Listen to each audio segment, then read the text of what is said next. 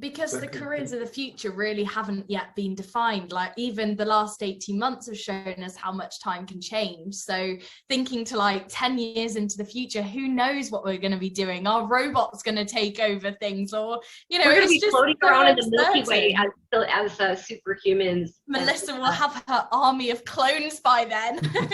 You know, it's just so unpredictable, but we know that as we evolve, it will be digital skills that we all need. Back then it was having the ability to read and write that meant you could have a successful career, but now having digital literacy and not just seeing that as technical skills and being able to code, but rather the habitudes and everything around that is just so essential. And the pandemic shifting things to virtual has only gone and exacerbated and fast-tracked the need for digital skills and such opportunities. So really, really important.